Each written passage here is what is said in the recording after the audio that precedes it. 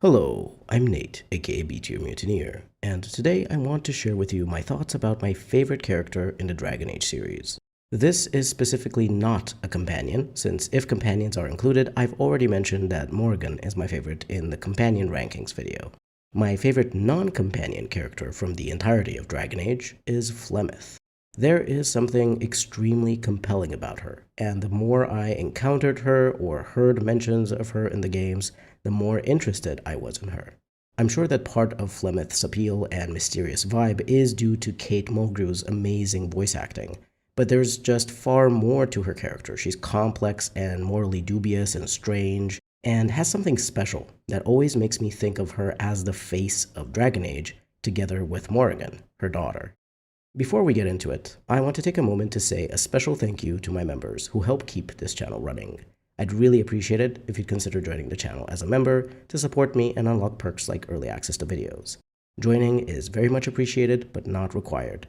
I am always thankful, even if you just take the time to like the video and maybe leave a comment.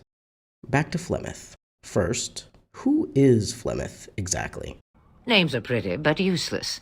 The chastened folk call me Flemeth. I suppose it will do. She is a shapeshifter mage known as the Witch of the Wilds, Mother of Vengeance among the Chastened, and Asha Belinar among the Dalish, which means Woman of Many Years.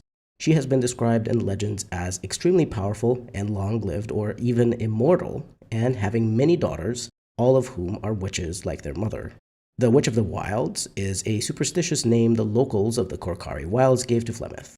The Chastened also often paint her in the shape of a great dragon or serpent that only the truly desperate turn towards.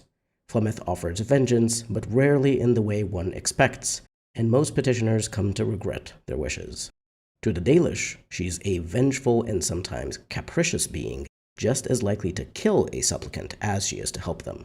She also appears in Ferelden tales. In one legend, an old witch is said to have approached Calenhad Theron to offer him power to unite the Alamari tribes and form a kingdom. She also appears in many versions of Dane and the werewolf, and is said to have helped King Merrick Theron retake the Ferelden throne. Although associated with the Korcari Wilds, tales of her have reached much farther afield. Stories of her are sung as far north as Antiva, and the seekers of truth know she's more than just a legend. Her codex entry in Origins reads, You are required to do nothing, least of all believe.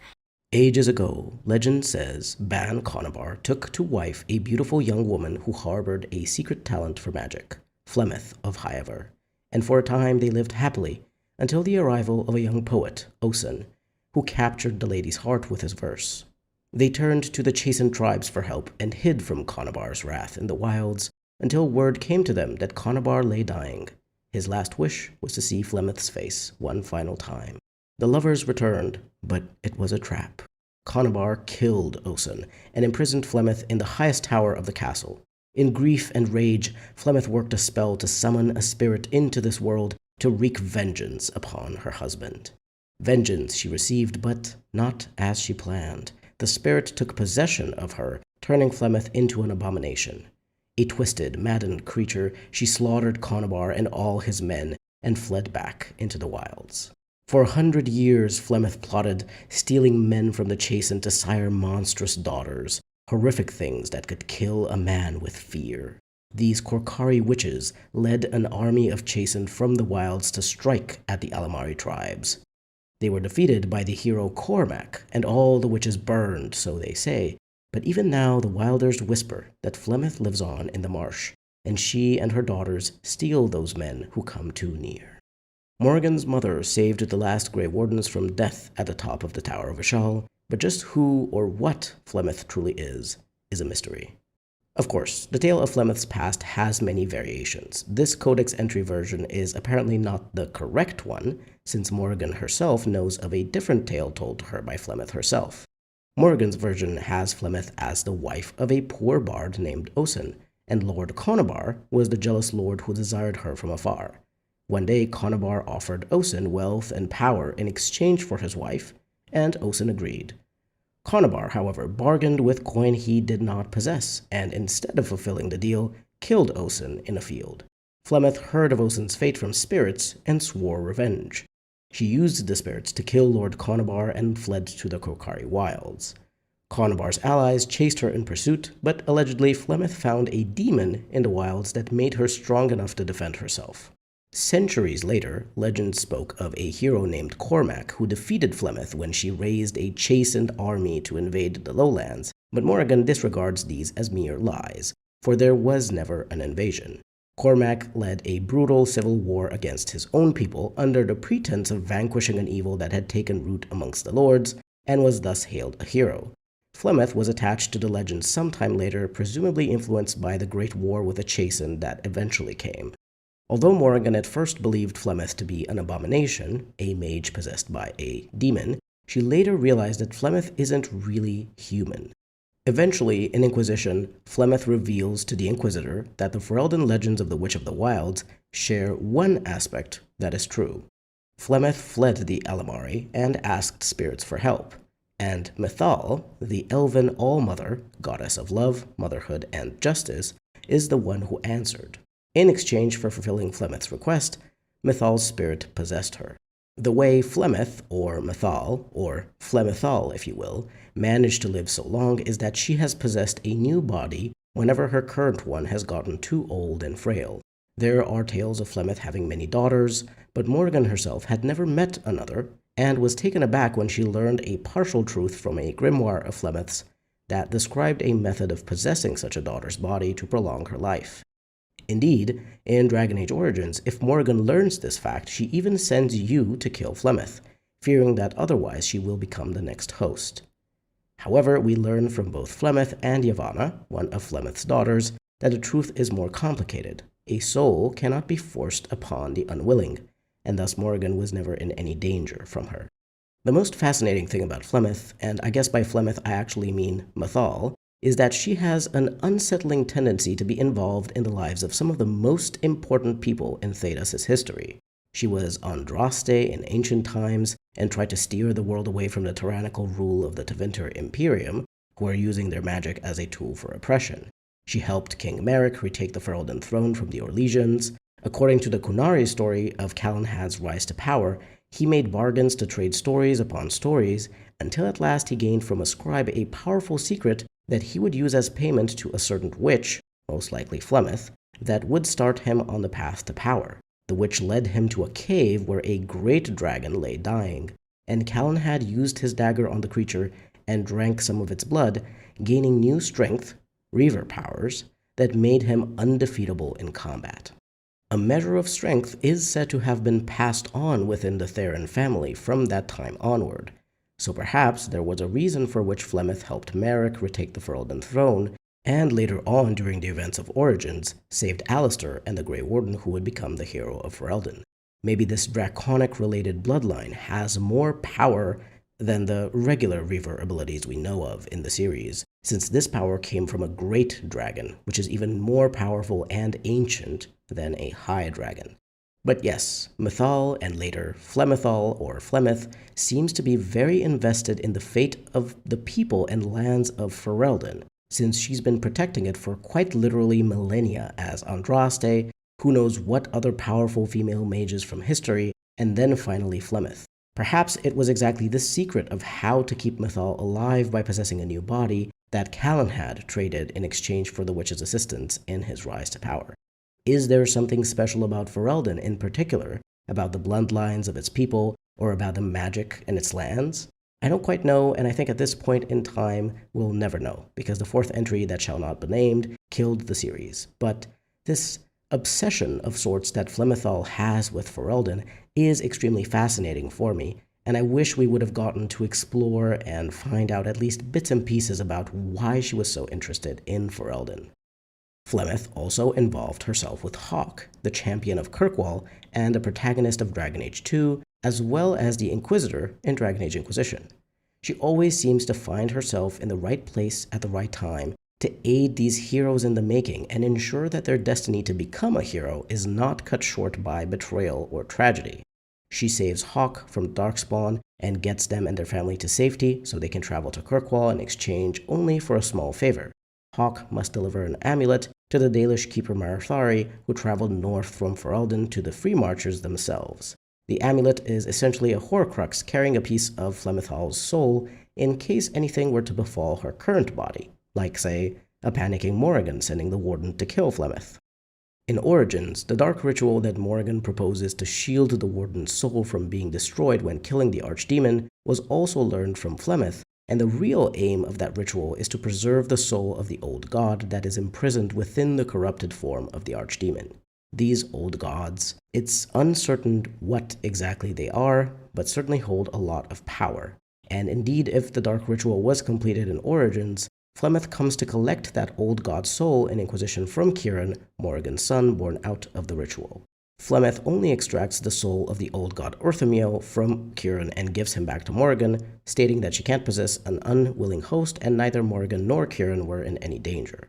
If the dark ritual wasn't performed, Morrigan and the Inquisitor encounter Flemeth when they go to the altar of Mythal. Morrigan attempts to attack her, only to be stopped when Flemeth takes control of either Morrigan or the Inquisitor, whoever of the two drank from the Well of Sorrows, revealing that Flemeth is Mythal.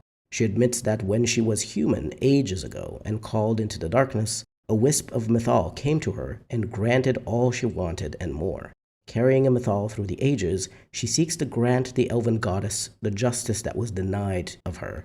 A reckoning, she claims, will shake the very heavens. She then grants the Inquisitor a dragon ally, either by instructing them to master the dragon acting as the altar's guardian, if the Inquisitor drank from the well, or else casting a spell on Morrigan imparting the knowledge of how to shapeshift into a dragon, if Morrigan drank from the well.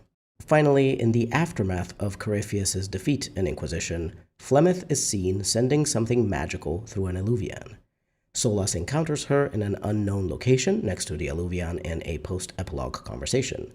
She reveals him to be the Dreadwolf, Fen-Harel, addressing him as an old friend and chastising him for allowing Corypheus to use the Orb of Destruction.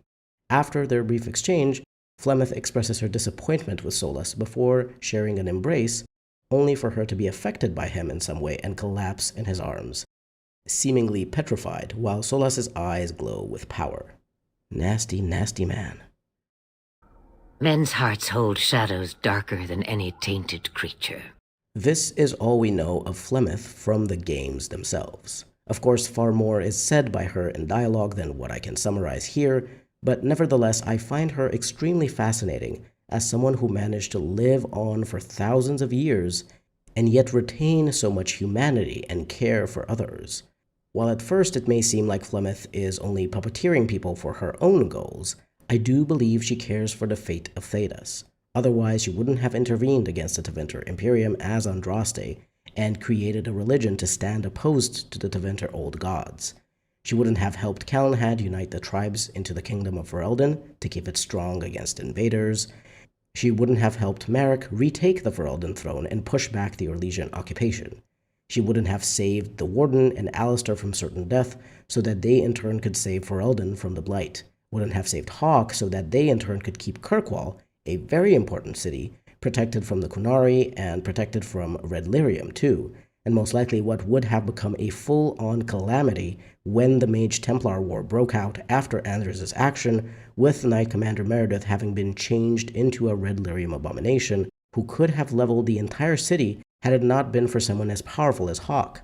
Not to mention Hawke's blood ties with Corypheus from the Legacy DLC, as Hawke's father Malcolm had been the one to reinforce the ancient Grey Warden prison holding the corrupted Tevinter Magister Corypheus within. And then Corypheus ends up being the villain in Inquisition. I just love having a character who knows so much more than anyone else, a character who has immense power compared to pretty much everyone in the world, and yet chooses to stay in the shadows and only intervene when strictly necessary. I nudge history when it's required. Other times, a shove is needed. That is a true sign of humanity. Otherwise, you have someone like Solas who decides he doesn't like what the world is like and wants to destroy it and remake it in a way that appeals to him, destroying all the lesser people and recreating the good old days, all in the name of making elves great again.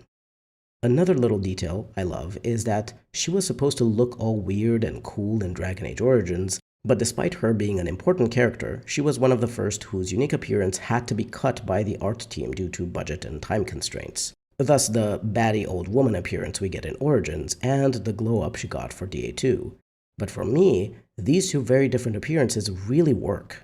They end up giving the impression that in Origins, Flemeth is hiding, using a disguise to stay much more hidden in the shadows for whatever reason, and then in DA2, she sheds that disguise and shows a version of herself that appears far more powerful and intimidating.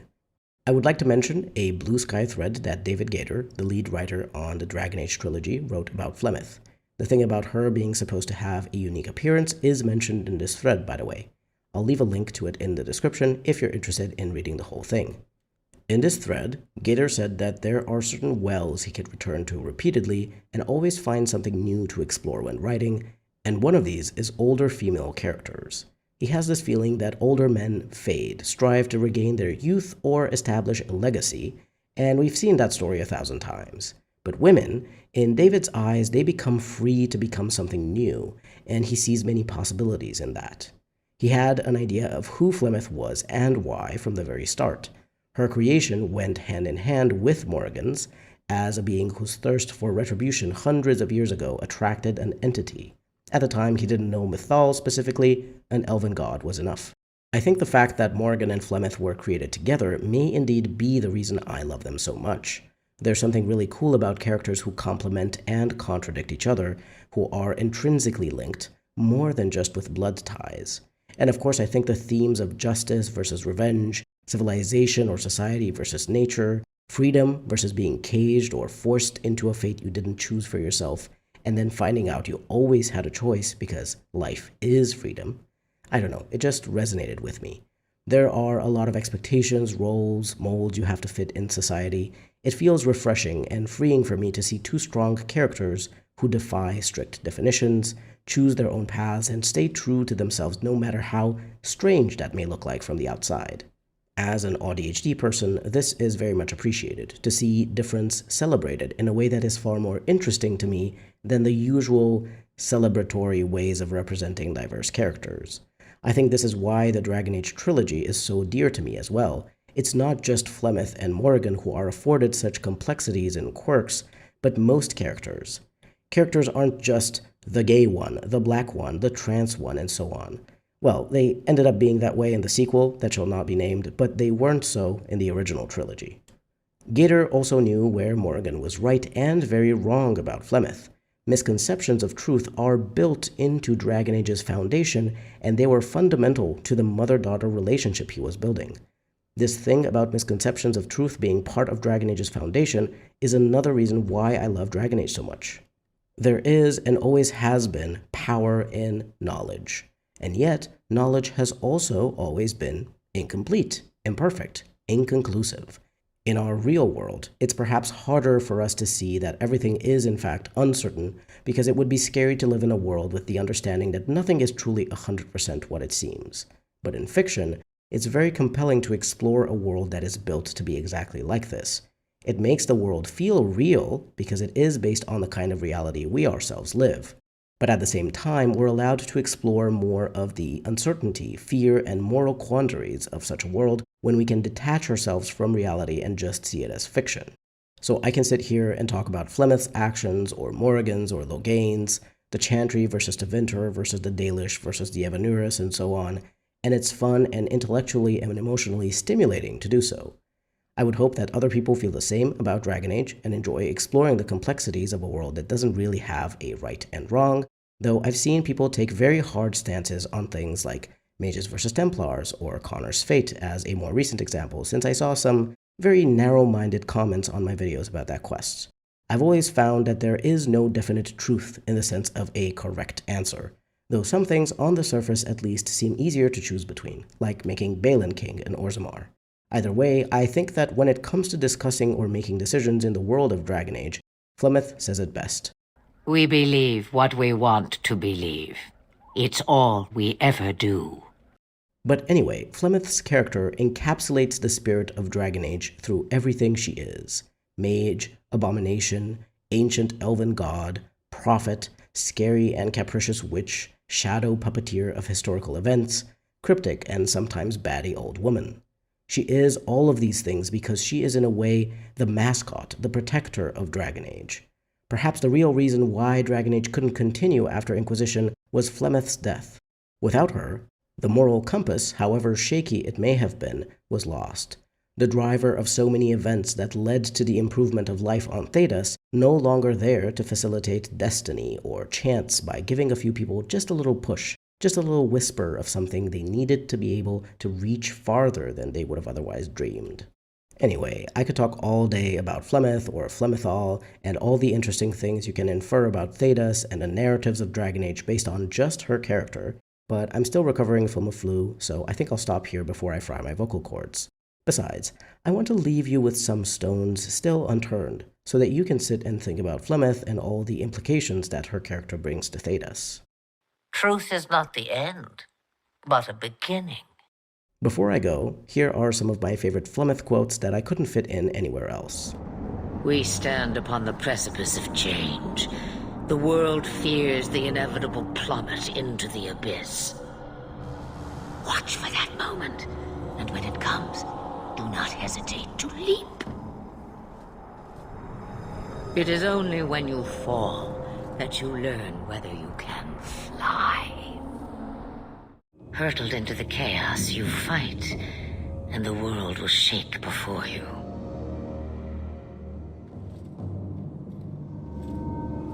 Is it fate or chance? I can never decide. So much about you is uncertain, and yet I believe. Do I? Why, it seems I do. In any case, if you're looking forward to more videos about Dragon Age and other games I like, do remember to subscribe. And leave a like and comment while you're at it too. They really help. This has been B Tier Mutineer. Thank you very much for watching, and I'll see you next time.